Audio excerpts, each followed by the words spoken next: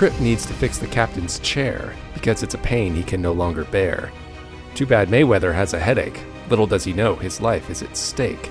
So many other things wrong with the crew. Will they all just give up and say, Sacre bleu? Wow. I'm Josh. I'm Justin. And this is From There to Here. All right, today's episode is Season 2, Episode 9. It's called Singularity. And according to the IMDb, this is what it's about. T'Pol must save the ship after the crew becomes obsessed with trivialities during the approach to a black hole. And on the IMDb, this is rated a 7.4. That's much better. Much better. Much better. All right, what do you have? Not much. Sadly, this episode really does not have a lot to it. Excuse me. Of course, it was noted as being the episode that gives the genesis of the red alert. Alert call, name, whatever it is. Other than that, a couple different people on different websites list it as being one of the better, one of the funnier episodes. That was kind of really it. There's no production information that I found on Wikipedia anyway. Honestly, that's about it. Well, what about what you just told me before we started? Well, as we were watching the episode, I noticed that it bore a similarity to the episode from the first season of Deep Space Nine, Dramatis Personae, where there's some things, probably the same darn thing, an energy field, a radiation field that gets everyone singularly focused on something. And as soon as I started bringing it up to you, you went, oh, yeah, it's the one with the clock. Cisco's building a clock. And in that episode, Kira and O'Brien both get obsessed with control over the station, and they both think the other one is out to get them.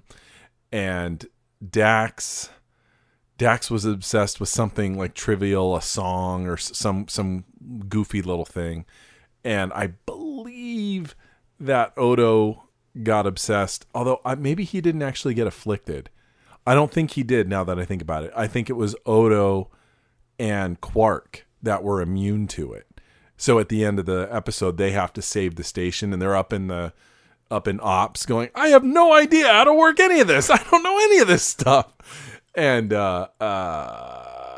Bashir, I think he also got obsessed a little bit with security or something like that. Oh, they all did.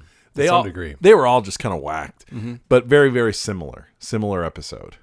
And there was one or two people that were not affected, as is the trope. Which one was, since they're so similar, which one do you think was better? Ooh, that's a good question.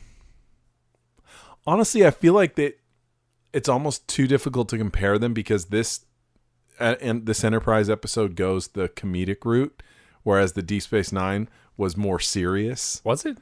It was, in the sense that they're staging coups against each other, whereas it's everyone's obsessed with something so trivial that it's kind of inconsequential. But in Deep Space Nine, they were actually going to kill each other. It got really bad. So I would say apples and oranges, but it's an interesting way to tackle the same idea with a different tone and how that works. I like them both for different reasons. But if I had to pick, I would say this one was more entertaining because it's funny. I remember the DS9 being funny, the DS9 episode. I don't remember it being funny. Well, maybe it's that clock moment that it stuck in my brain. Look at the clock. It's a clock. Yeah. Maybe it isn't. I don't. My memory is not that it was a funny episode, nor was it intending to be. Okay. Well, the good thing about this episode is that it's a slow build to the humor. Like at first, you don't. I think we're supposed to be in the dark about what is going on exactly. Like the crew is suddenly, they're all off doing, this is like the whole cast gets something to do in this episode.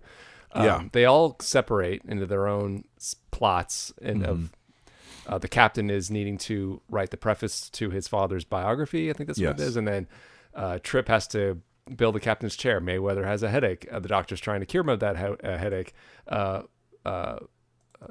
Reed is trying to do the tactical alert. He's trying to come up with whatever. And then Hoshi, of course, is trying to make the perfect meal. Right. So that's great. They all had something to do. But it's slowly ramped up over the course of the episode. So first, I don't think we're supposed to quite understand what's going on. Well, like you said, it's a slow burn. Their obsessions, you don't realize it's going to become that. They're at first, they're just genuinely doing something. But then you start to realize that their tempers are getting short and they really are doing everything to the exclusion, or doing their one thing to the exclusion of everything else. I enjoyed that. If anything, I know this is kind of like writer's room territory. I wish they would have given us something a little bit more interesting than just, it's a energy field or something causing our brain waves to, that's kind of like a, well, what else could it have been? It's a sci-fi cliche. It's a little tired. Right. I have an idea. I have a writer's room for that. Okay. Should we go into that right now? Should we wait? Well, I mean, unless there was something specific about the episode you really wanted to address. Well, let me ask you this. Because I felt it's pretty straightforward. You enjoyed it? Yes, I did. I enjoyed it too. It is funny. Yeah. The quirkiness of some of the dialogue, the situations they get into. Yeah, I have memories of this one. I knew exactly what it was going into it. I remember that it's the obsessive compulsive actions of people. I remembered my first reaction to it, thinking that it was funny. It was an unusual style of humor. Yeah, I think for Star Trek. But what were you going to say? Oh, as far as the writer's room bit? Well, I'm not sure if you were going to go into that. If there was something else before that you were going to say. I do have a thought. But, I mean, I guess I'll just say at the top, I enjoyed the episode also. And,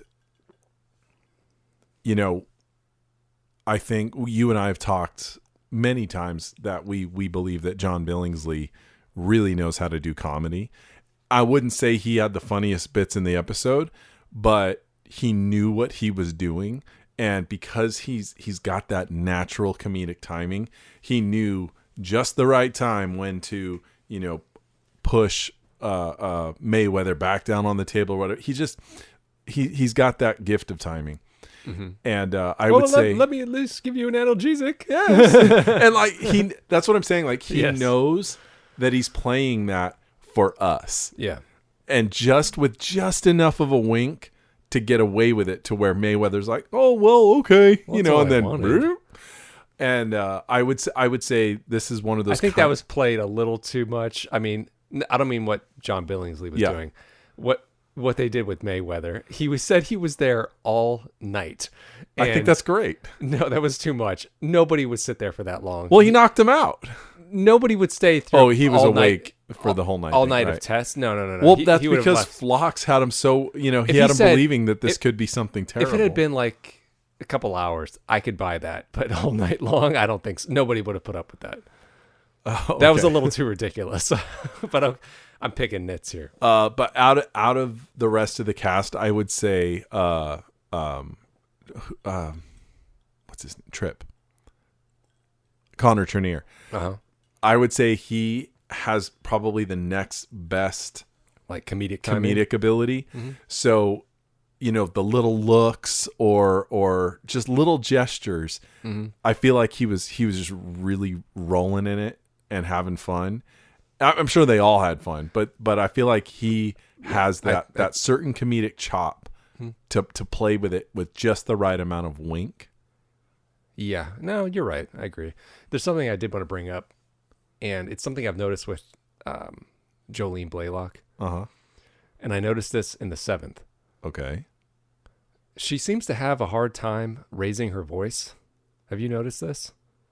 When she tries to I know what she sounds like when she does it. It's not yelling. She's trying to give her voice more oomph.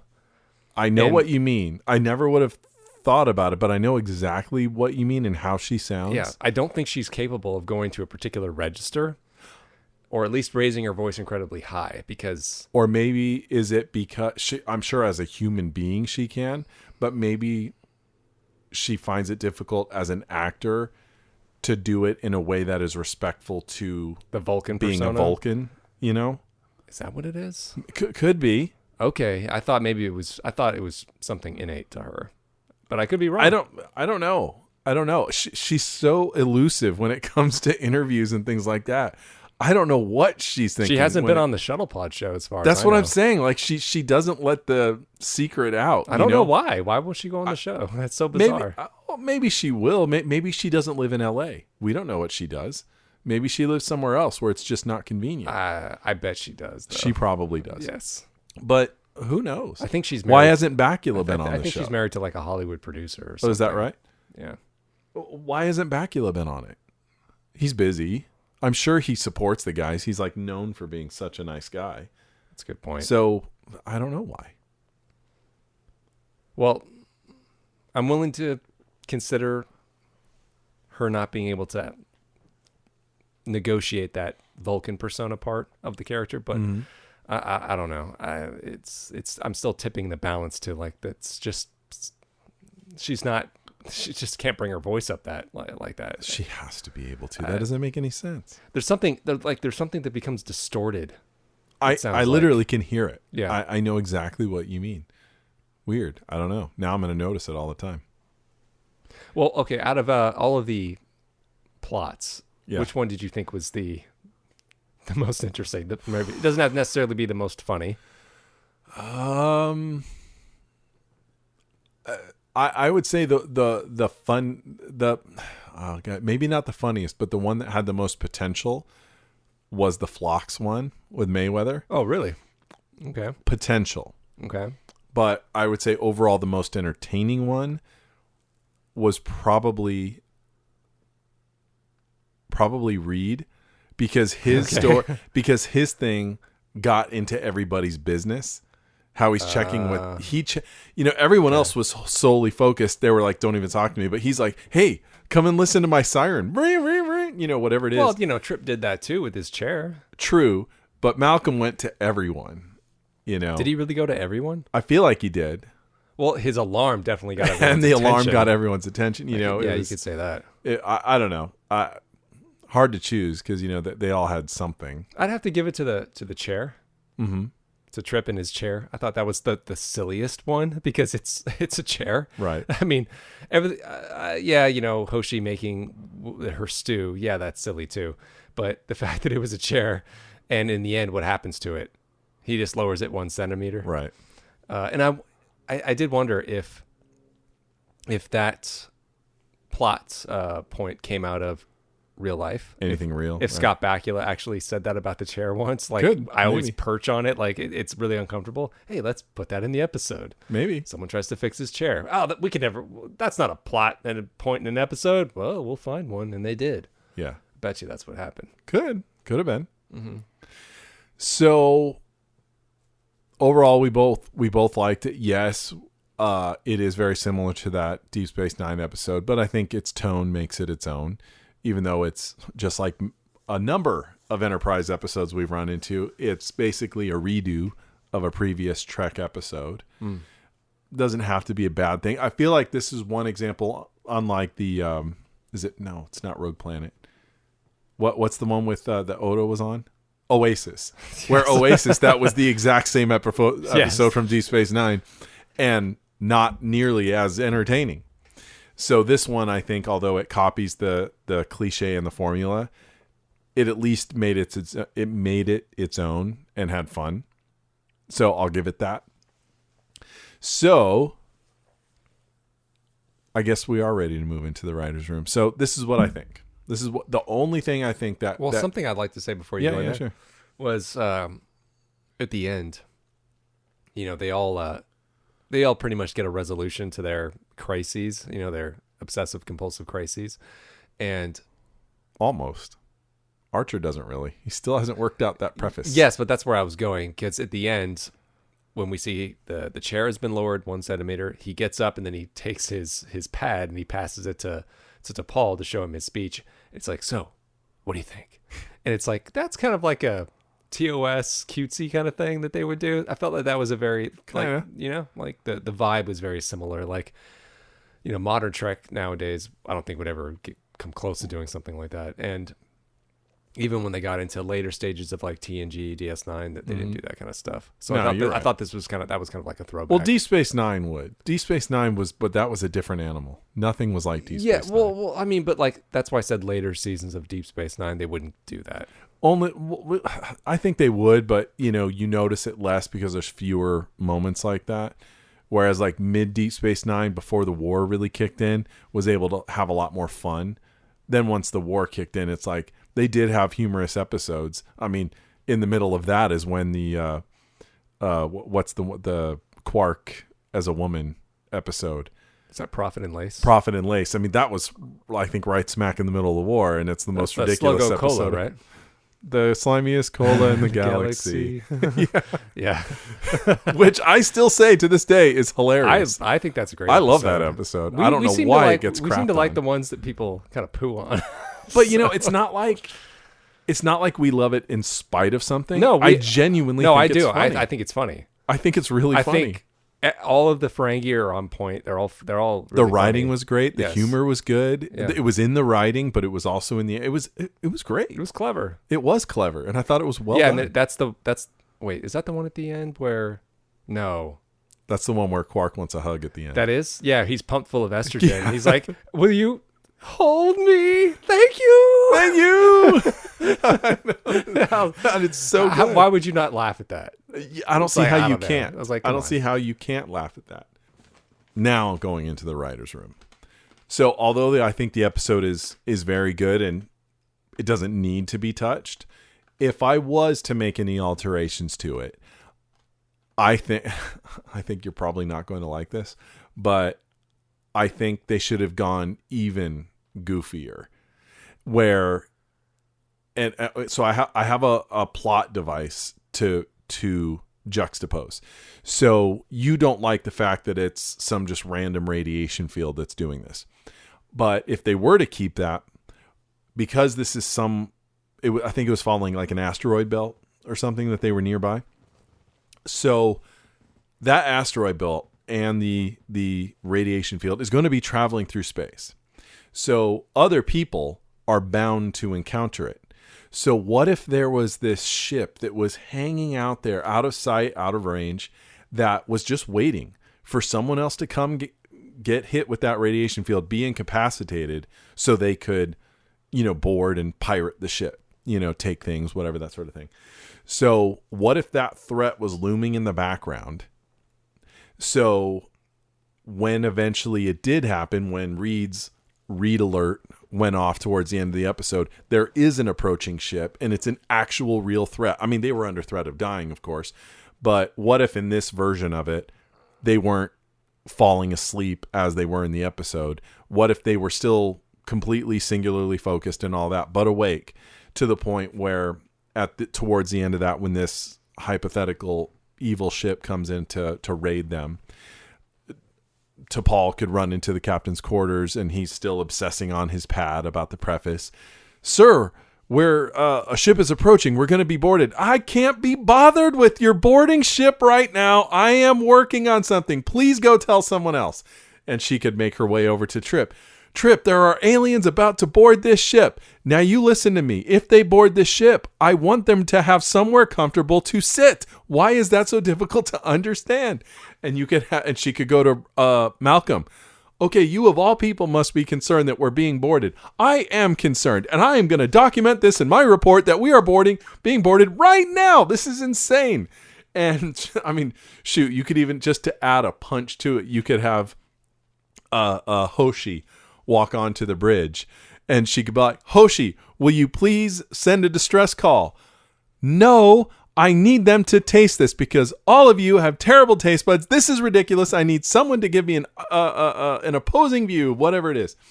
Just go for broke and have it be completely insane and fun at the end. Just as with, say, the Doctor with Mayweather. Go for it in the first, because they cut back to him, multiple times. Have the first time be where we, the audience, just like plays in the episode, are like, "I feel like he's getting a little obsessed. This is ridiculous. Just give him some ibuprofen." But by the very next scene, they basically did this where he sat him down and gave him the injection. And, "What'd you give me?" But have him go, "Very well, Mr. Wayweather, you're doing fine. Head back to work." And he goes to walk out, gets him and drops him on the floor. Just sight gags of that. Just go for broke. Go for broke and just have fun with it. Let us Let us laugh and have the freedom to laugh and have that looming threat happen towards the end where everyone is completely insane and just, I don't know how you resolve that, honestly, if they're that mentally incapacitated, but just a thought of like, go for broke with it, have that real threat. What I don't have is a resolution. Like these people are actually coming. So I don't know how to resolve that, but I think it would be fun. No, I like your idea of going for broke. Yeah. I think, I'm not sure if I can go along with, well, there's a ship that's wanting to board them, take over the Enterprise. Yeah. Not like steal the ship, just take things because they know the crew doesn't care. They could it's like the Borg. Like they could literally walk on and no one would care. And they know that. Okay. I mean, that's fine. I mean, I suppose that could add suspense to the episode, and a kind of a B plot. I do like the idea of, like you said, going for broke, where you completely ramp up everything to the extreme. And in my mind, I was imagining while that's happening, everyone is like on the bridge all at once doing their thing. Yeah. Like Trip is trying to fix the chair. Hoshi has her pot full of stew, trying to get everyone to taste it. Reed is playing his alarm. How does this sound? How does this sound? And then the captain's walking around. Can you read this? Can you read this? What do you think of this? Like, that would be funny if they could do that. Try to make that happen in one scene. Why not? Why not just go for that? Yeah. They were practically already there. Exactly. Just take the leap. Go there. Mm-hmm. And you could work your way up to that absolute lunacy, which would be like in, the final act. Mm-hmm. But I say go for it. Go for it. These actors have the chops to do comedy. A good chunk of them do anyway. So have fun with it. You think, well, I mean, what is their track record really for comedy? Billingsley, we've talked about. Well, sure, him. I think even just in this episode, I think Trenier shows that he knows what he's doing. Maybe they're the standouts, but the other ones, I think by playing it straight makes them funnier, you know? Whereas those two guys were actually playing batshit crazy. Yeah, well, maybe that's the way, like, that's our style of humor that we've become accustomed to from the movies we watched growing up. Maybe. We're used to people playing it straight, and we think that's the better way. well, I mean, yeah. I'm just saying those guys are able to do it with a certain wink that not necessarily the other guys did. Mm-hmm. But that's was my take. That I think that would be a fun way to give the episode even that much more juice. Yeah, I agree. And one thing I'd like to add would be to resolve their whatever their trivial pursuit was, and they didn't. They all didn't get resolved. Trip did. Yeah. Reed did. Captain, no, not so much. We didn't really get to see him finish it. Mm-hmm. The Doctor, well, we wouldn't want to see him finish what he was going to do to Mayweather. He said he was going to cut part of his brain. Yeah, he was going to dissect his brain. That's basically what he was I'm going to take a couple inches off of his parietal lobe and see how that works. What if he actually did take his brain out, and then it's like, then he's like, we got to put it back in and then screw his head back on. And they're like, what did you do? Oh, nothing. We didn't do anything to you, Mayweather. Sorry. Is that his brain over there? I'm just looking at I feel it. like my headache's gone. What did you do? Nothing. I didn't drill into your head or anything. I just took that part of your analgesic, brain out. like I said. What if it was Hoshi? She didn't get to, that thread was dropped. And I know it was, a minor plot compared to the others, but if you brought it up, I want to see it resolved. Yeah, I want to see her, finally deliver it to the crew. And she was obsessed with it being salty, right? Or not. Yeah, it was too salty. That's what Malcolm said to her. It was too salty. And if she could maybe give it to someone, she's like, okay, try it. It's like, the person tastes it, and she says, is it too salty? He's like, I'm not sure. And then she says, I don't care, whatever. Just walks away. Like that, fine. Give her a resolution. That would be fine with me. No, I agree. I guess I would. It doesn't bother me not seeing it, but since the episode was what it was, I do think it would be justified to show her resolution as well. Mm-hmm. Like you said, Malcolm gets his resolution. Trip does, but yeah, Archer also is kind of left hanging. Mm-hmm. Just a little bit. Maybe they could have found a way to fuse Hoshi's ending with Maybe he could be working in the mess hall. you read my mind. I know where you're going. She comes in, yeah, with the Go ahead. stew. And You go ahead. No, you do it. I want to see if you go where I was going to go. Well, I was just gonna say he's sitting in the mess hall and he's got his pad, and he's kind of looking over it. She comes in with the big pot. She's like, "Hey, I finally finished this." He's like, "Oh, well, that's a coincidence. I just finished this too. I'll try yours if you try mine." And she's like, she looks over it, reads it. Yeah, it's good. He tastes it. It's good. It's great. Something like that. So my thought was that yes, Clearly not. well, no, similar. Okay. Let's say earlier in the episode, he had tasted it and he was like, "Oh, it's fine." Like he kind of blew it off. So he did have a familiarity with the taste that she was working on. So he's sitting there in the, what do we call it? Mess hall. The mess hall. I was going to say the cafeteria. that works. And, he's looking at his speech and he's like, I feel, you see him like, yeah, like he's rocking it. Like, I feel good. And then she comes over, "Sir, try it." And he goes, "Oh, sure, boom." And he goes, "That's it. It's great. What'd you do?" She would say, "I took everything out. I just needed this one spice." And he would say, "That's what I did. I took everything out and made it just this one thing. I didn't try to tell his life. Like to Paul said, just this one little story. I just told him about building my first model. And that was it," which would be cool, wink, because we've seen that in the pilot. Something like that. Yeah, that works. I like it. Or she could say, "I took everything out," and he would go, "That's it. And then I'm going to take it all out. Done." So he'll resolve it. Yeah. Something like that. Very cutesy, perfect ending. Well, yeah, it's better than the one I came up with, admittedly. Okay. Okay. I honestly don't have a whole ton to say because I thought it was for what it was a solid episode. No, I did. And the internet agreed with us on this one, so that's good. Did you want to go on to ratings? Do ratings come before or after awards? Because I have an award. Well, so do I. What about trivias and all that? Is that all after? That's all after. Let's grade the episode. Okay. You want me to go first? Go ahead. I'm going to give it an A-. I think it's a solid episode. It's not perfect. It could be just a little juiced up, but it's a solid episode. I think it did exactly what it intended to do. Okay. I'll say B+. I don't think I can quite give it the A status. I thought about doing a B+, but I thought, no, it's close. It's a close call. Yeah. That's for sure. B+, that's not to imply that it's like on best of both worlds level, but it does.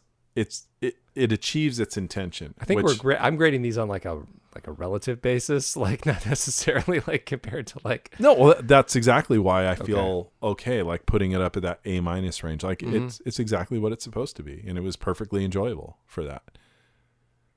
Like for my money, I would give Profit and Lace like a solid A. I would give that an A. I think that was a damn fine episode. Yeah. Just like I would give Best of Both Worlds an A+. You think, how are those two similar? They're not similar at all, but they both achieve their goal. So by that logic, I think this does too. No, I agree with that. All right, let's go to the awards. Okay. Well, I only have one, and it is the Trip Tucker Award for Petulance. Where was this? Which goes to Trip Tucker himself.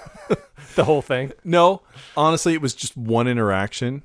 Okay. He was kind of petulant through the whole episode, but he was particularly so when T'Pol had asked him to her quarters to ask him about something. Oh, sure. And he started getting really defiant, and he got that attitude. Yeah, he said like, "Oh, you're just trying to make me jump through hoops because I was making the noise." Yeah, on the bridge. and I was like, "There's our petulant Trip. There he is." Yeah. When he was shining her off on the bridge, he was definitely getting close to it.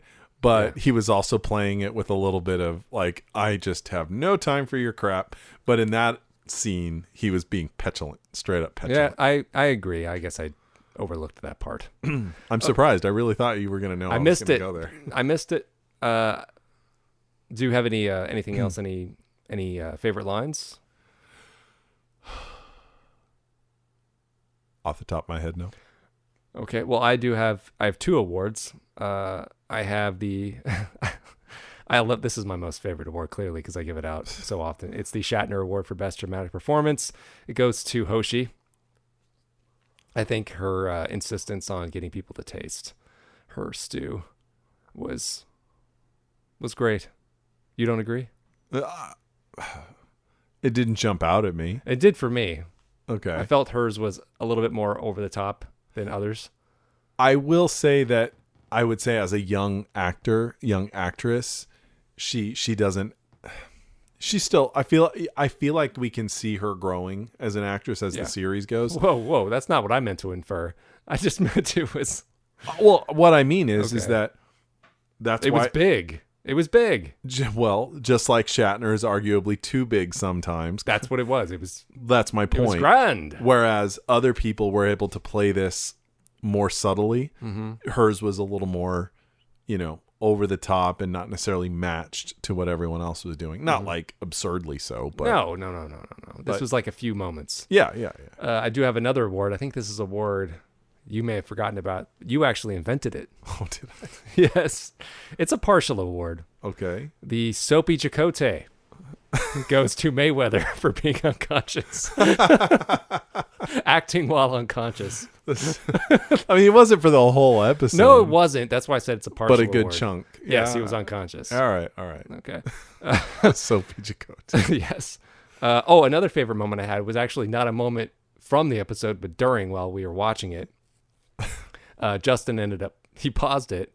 This was when, okay, I got to set it up. Justin, we were watching, this was in the first act when Archer was still trying to write his preface, and he's doing a, what do you call it? Audio dictation with the computer. And he's starting to write it, and we see the words pop up on screen as he's saying it. And then Justin pauses it, looks to me and says, why don't you tell the story? I said, this reminds me of an episode of the original Battlestar Galactica from, 78, 79. And I said there was this one particular, he does it more than once, but I remember one specific scene where Adama is recording essentially his captain's log, and he's reading into a little dictation device, and on screen the words are bloop, bloop, bloop, appearing. And I thought at that time, when I first saw that episode, I mean, I was, I don't know, early teens, let's say, and I thought that was magic. and I thought, we will never develop technology that can understand a computer that can hear your words and know that speech and write the words. And I thought, we're all going to be writing books because we can just talk and it becomes words on the page. Yeah. I said, it's going to be amazing, but it's magic. Like the transport, it's never going to really happen. It's fantasy. And now, of course, everyone has it in their phone. It's amazing. Yep. There you go. That has become such an actual real thing in our lives that I think I've told you this story, but that's when I realized I had a problem, which was I was driving my son to school one day and we're talking about something. He said something and my response was, I'm going to paraphrase it, but it was this. I said, son, comma, when I tell you this, and I actually said the word comma as though I was doing voice to text. Yeah. And I thought, I stopped and he goes, did you just say comma? I said, yeah, I think I did. Think I have a problem, And that magic is so real that it has almost taken over our real speech. Mm-hmm. It's fascinating.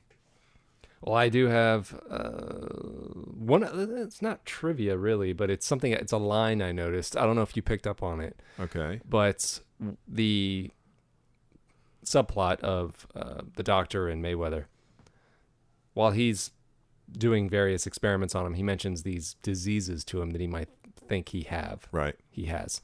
One of them that he mentions is Andresian encephalitis. I've heard that before. Do you know where you heard it? Okay, give me a second. TNG? Yes. Andresian encephalitis. That's not what Riker has, where he loses like 16 years. That's not that, is it? No. Okay. No. That's like a brain cloud or something. You're right. No, I don't have it. I know instinctually. Season 2. Okay. Pulaski. Okay, wait. I know what it is. Okay. The Dauphin or Dauphin. Dauphin. How do you say that? I don't think I've ever found out. I've always just pronounced it. Well, it's the dolphin. episode where Wesley falls in love. Yes. And that is what Pulaski says that Ensign, whatever his name is, has. Hennessy has. And he has to tell the elastomorph protector, hey, you calm down. Yeah. Yes. That disease is contagious. Kill the patient. Kill the patient. Awesome. Okay. Well, I do have 2 lines that I highlighted as being really great. All right. Okay. One of them was, 3. It's just as important as your read alert. That's cute. It was cute. We know where it's going. Yeah. And he goes, That's not bad. Is that a little narcissistic? And then in regard to the captain's chair, just what the captain needs during a crisis, a place to put his beverage. Thought that was great. that was a good line. And then one of the scenes between the captain and between Archer and Trip. You're lucky you're a decent engineer because you obviously don't know anything about writing. I'm not the only one. Yeah, that was good too. That's what I mean about Connor Trenier. He knew how to deliver that. Yes. He waited just the right beat, the right look on his face, and he made it perfect. Well, I'm not the only one. I thought that was the best line. He does sarcasm very well. Yes, that's He's why good I at saved that. it for last. That was good. I forgot about that. So, if memory serves, you said that our fan, Marissa has given us trivia for this episode, which so we don't know. We haven't read it. Yeah, we intentionally avoided that part of the email. So we have no idea what's coming up. Yeah. So let's see here. First question. Oh boy. Oh, I have no idea what. How close was the nearest Vulcan ship, according to T'Pol? I don't even remember, her mentioning a that. Vulcan ship. Oh no! I have no idea. Well, is the answer sitting there? She hasn't given us the answer. She didn't give us the answer. She didn't give us a key. No. Not like turn the email over and look at the numbers. No, I don't think so. How are we going to know if we're right? No, there's nothing in here. There's nothing in here with answers in it. Well, Marissa, you're going to have to write us now and tell us the answers. Huh? Yeah, I'm not seeing anything further about. No. All right. I remember her saying at some point that she was gonna give us answers, but I don't see it in here. Okay. Question number 2: How long was Phlox on Earth? Oh, sorry, wrong episode. What is the first suggestion Reed tells Trip that the new security protocol should be called? Is it Tactical Alert? Yeah, I think so. Tactical Alert. I feel like it. Yeah. I'm gonna go because with it's that. battle stations, and then he says, "Oh, let's go to Tactical Alert." Yeah. I'm gonna say Tactical Alert. Okay. But he felt like that wasn't. There needed to be stages, so not just one. Yeah. Oh no! Wait, Condition Red. It was Condition Red. Was it? Yes, he said Condition Red. Okay. Yeah. Well, we just kind of did this one. Who first says read alert? That's Trip. Trip. Yeah. Okay. What surgery is Phlox trying to perform on Travis? Brain surgery on it was specifically his parietal lobe. Yeah, but there was a name here. He did mention it twice. The actual name. Yeah, of it wasn't the just brain surgery. Yes, it was brain surgery, but there was a term he used, was it like cortical or something with a C? Oh well, then I don't know. Not cranial. Craniectomy or what? Something like that. Okay, I don't know. I just know it was the parietal lobe. Man, these are hard. Okay. What does Trip do to Archer's chair in the end? Lowers it by 1 centimeter. Lowers it by 1 centimeter. Which, even if you watch Archer after Trip, it says, "Okay, Captain." He goes on his way. Archer tries to sit back, and he's like, He still doesn't look quite. He doesn't look comfortable, and he immediately gets up. Well, those are all the questions. Oh, so okay. We got 2? 2 or 3? We kind of got 1. We knew he was going to perform brain surgery on that and one. I knew on what part of the brain, so I think that deserves some but how points. close was the nearest Vulcan ship? Not according to DePaul. I don't remember her mentioning that. When did she say 23 light years. That's my guess. 23.2 light years. 2 days. Sure. Well, did you have anything else you wanted to add about the episode? No, I don't think so. I mean, do you? No, I don't think so. But thank you, Marissa, for those trivia questions. I hope you send us the answers. Yeah, would certainly like to know. Yes, maybe next week we'll be able to find out what we got right and how far away is that Vulcan ship. But in the meantime, if anybody would like to write us, our email is podcastnx01@gmail.com. And of course, you can write us a review on Apple Podcasts and rate us. That would help us out a lot. Do you want to know what the next episode is? Or do you want to go? I think I just saw. Is it Vanishing Point? Yes. Okay. I just looked. Yeah, because that's in the email from Marissa. It's Vanishing Point. Oh. Yeah. I do know what that one is. Yes, that's a Hoshi episode. It is, but honestly, other than what obviously is happening with her, I don't remember any specifics. I guess I don't either. I know that it's like the next phase where she's walking around and no one sees her. Another episode. Okay, well, the next phase is just plain goofy. Well, yes, my phase pistol. It still works. I was wearing it when I was changed. Where's the scientific officer? The one like us. Sorry. It's just goofy. They're running around, but they can still run on the ground. I know. It's the age-old thing. It's stupid. I know. And they can touch each other. It's silly. Yeah. Yeah. And the way that episode ends is so lame. Like, why? Do you remember how it ends? With them laughing. I'm fully aware of the plot of. I was like, oh my God, please do another take. That was terrible. You're both decent actors. Come on, what are you doing? That's funny. That was horrible. That's a TOS ending. Yeah, but it was funny in an ironic way. Mm-hmm. It wasn't like, no, TOS had better taste. They were, when it came to that kind of thing, when it came to being cutesy. For me, one of the more notable TOS endings like that, like classic TOS ending, is the ending of Trouble with Tribbles, where Kirk is demanding to know, where did you beam the Tribbles? And they're all passing the buck going, well, it was his idea. It was his idea. And he goes, I beamed them over to the Klingon side.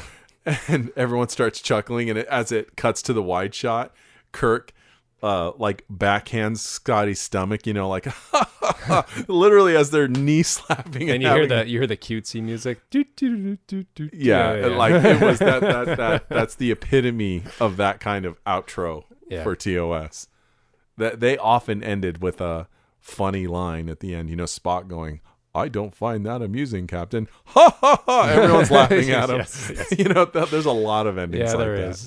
That's true. Yeah. And TNG definitely did not do that, so they shouldn't have tried. Even no, they shouldn't. Even the Cage had a semi-funny button ending. Okay. They're back on the bridge, and everyone was kind of made aware of what happened with the whole Telosians trying to make Pike Adam to one of the girls is Eve, but he had to choose which one was going to be Eve. Was it going to be number one? Was it going to be Vina or Weena or the redheaded yeoman? And at the very end of the episode, the doctor, who was an older guy, just like Bones was to Kirk, he leans in and goes, so Adam, huh? Which one?